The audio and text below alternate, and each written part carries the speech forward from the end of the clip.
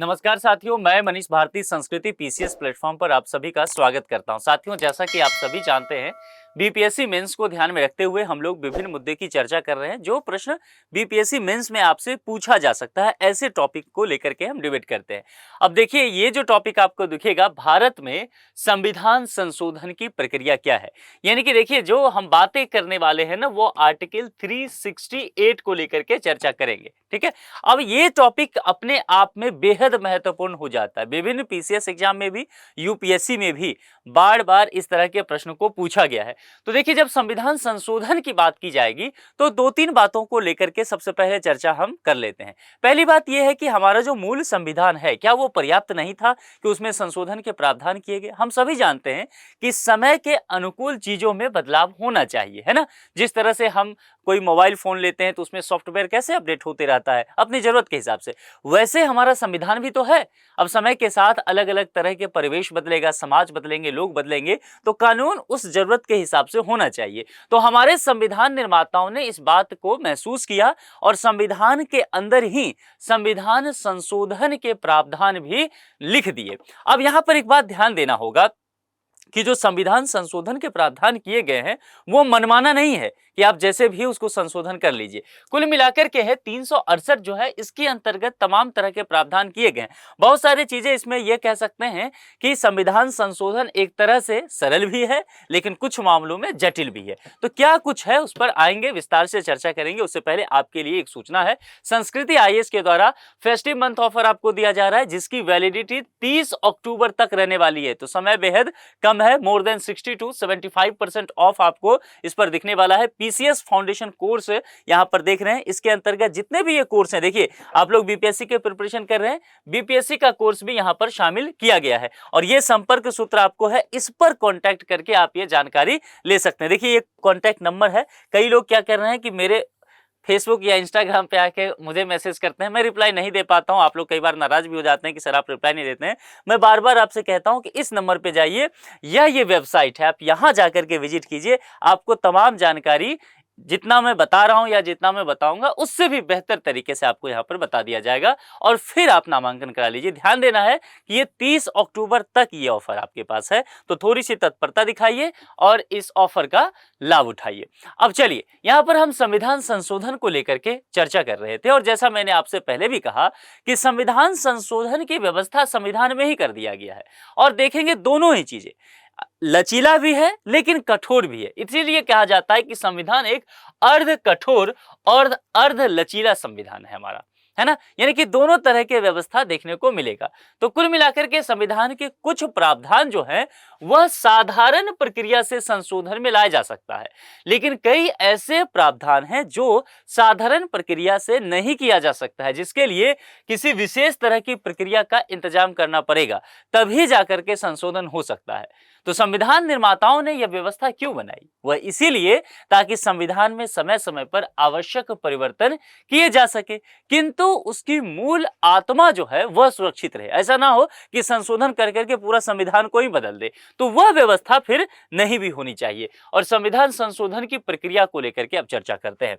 देखिए, मैंने पहले भी कहा था कि भारत में संविधान संशोधन की जो प्रक्रिया है उसका उल्लेख यदि किसी अनुच्छेद में आपको ढूंढना पड़ेगा तो अनुच्छेद 368 है। प्रीलिम्स में ये प्रश्न न जाने कितनी बार पूछा जा चुका है, आप सभी जानते हैं। आप से मेंस में ये फैक्ट नहीं पूछा जाएगा, लेकिन ये अपने आप में महत्वपूर्ण है। संविधान संशोधन की बात की जाए और अनुच्छेद 368 अगर आप अपने आंसर राइटिंग में नहीं लिखते हैं तो फिर बात बनेगा नहीं। अब यहां पर इसके आधार पर भी बात करेंगे, 3 श्रेणियों में इस प्रक्रिया को हम लोग बांट देंगे। तो सबसे पहले देखते हैं कि साधारण बहुमत से क्या संशोधन हो सकता है। मैंने कहा था ना कि अर्ध लचीला अर्ध कठोर, तो उसमें मैंने कहा बहुत सारे प्रावधान जो है बिल्कुल साधारण प्रक्रिया से किया जा सकता है, तो उसको साधारण बहुमत कहते हैं। तो साधारण बहुमत से संविधान के किन किन प्रावधानों में संशोधन किया जा सकता है, जरा उसकी चर्चा कर लेते हैं। देखिए, इस श्रेणी के संशोधनों को संसद उसी तरह से करती है जैसे वह सामान्य विधेयक पारित करती है। अब जैसे सामान्य विधेयक पारित होता है ना, उसी तरह से इस तरह का संशोधन भी हो जाता है, कुछ विशेष व्यवस्था नहीं करना पड़ता है। इसमें विशेष बहुमत या राज्यों की सहमति विशेष बहुमत में क्या होता है, आधे से अधिक राज्यों की सहमति मामले में की जाती है। उस पर मैं आऊंगा, विस्तार से उस पर चर्चा करेंगे। फिलहाल जो है वो हम साधारण बहुमत को लेकर चर्चा करते हैं। तो विशेष बहुमत या राज्यों की सहमति की क्या होगा, आवश्यकता होगा? नहीं, इसकी आवश्यकता है ही नहीं। और इस प्रकार के संशोधन देखेंगे तो फिर क्या वो अनुच्छेद 368 के अंतर्गत आएंगे? देखने को नहीं मिलेगा। 368 की आवश्यकता इसमें नहीं है। उदाहरण के अनुसार देखा जाए तो अनुच्छेद 4, नए राज्यों का निर्माण या सीमाओं में परिवर्तन करना है, इसके लिए विशेष बहुमत की आवश्यकता नहीं है। इसके अलावा राज्य विधान परिषद का निर्माण या उसकी समाप्ति, संसद की कार्यविधि में संबंधित नियम, संसद सदस्यों के वेतन और भत्ते, ये सब ऐसे मामले हैं जिसमें विशेष बहुमत की आवश्यकता नहीं है। अब फिर मामला यह बन जाता है कि फिर विशेष बहुमत क्या है, विशेष बहुमत से किन प्रावधानों को संशोधित किया जा सकता है। देखिए, मैंने आपसे पहले कहा था, संविधान निर्माताओं ने इस बात को लेकर के ठीक ठाक चर्चा किया कि संशोधन के बावजूद संविधान की जो मूल आत्मा है उसमें परिवर्तन ना किया जा सके, जो मूल विचार है हमारे संविधान के।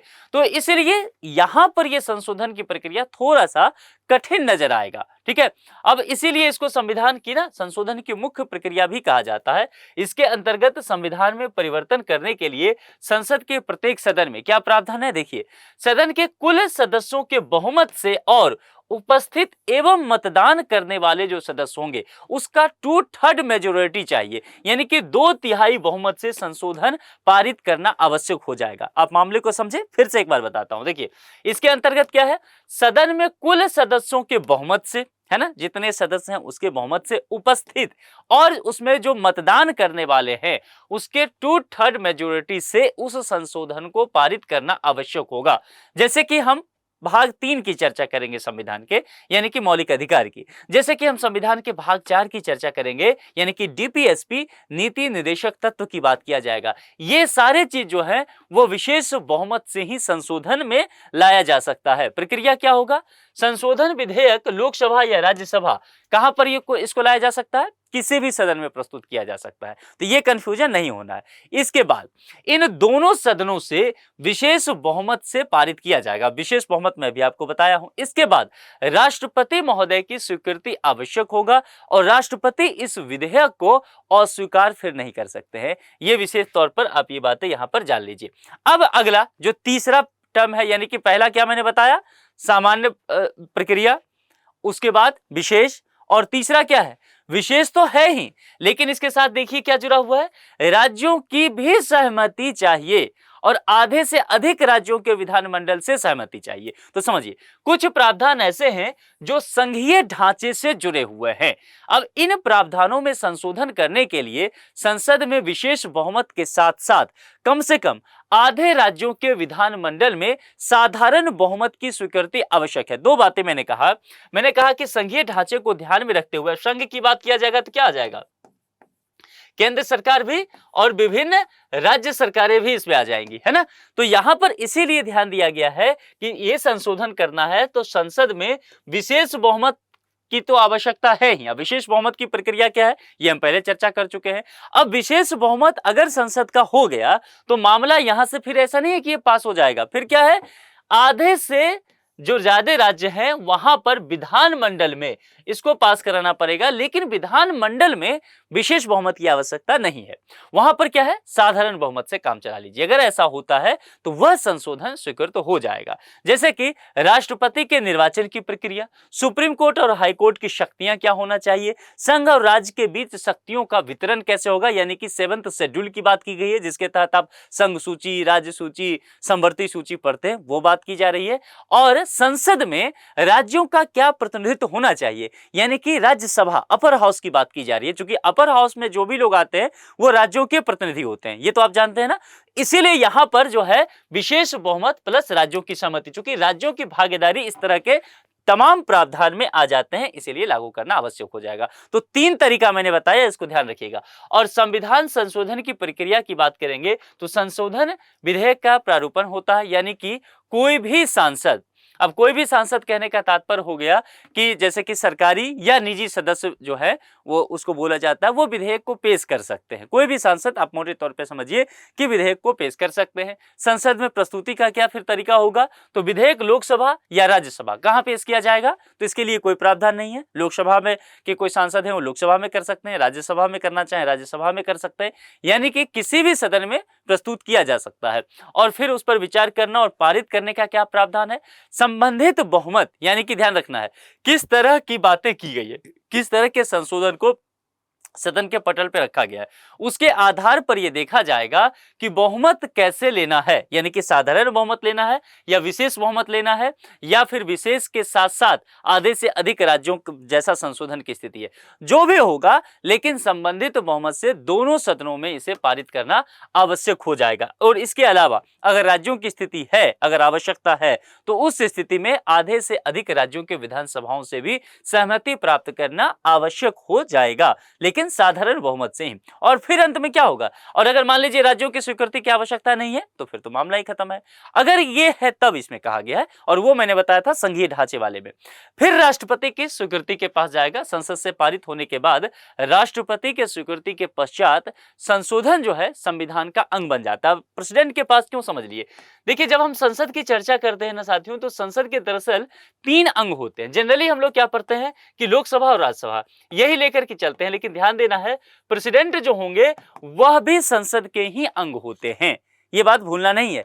इसीलिए राष्ट्रपति की स्वीकृति हर एक चीज में आवश्यक हो जाता है। तो निष्कर्षतः आपसे अगर पूछा जाए तो आप क्या कहेंगे कि भारतीय संविधान संशोधन किया जा सकता है, तो बिल्कुल किया जा सकता है। एक संतुलित प्रणाली है, बहुत कठोर भी नहीं है, बहुत लचीला भी नहीं है। परिवर्तन जो है असंभव नहीं है, परिवर्तन किया जा सकता है।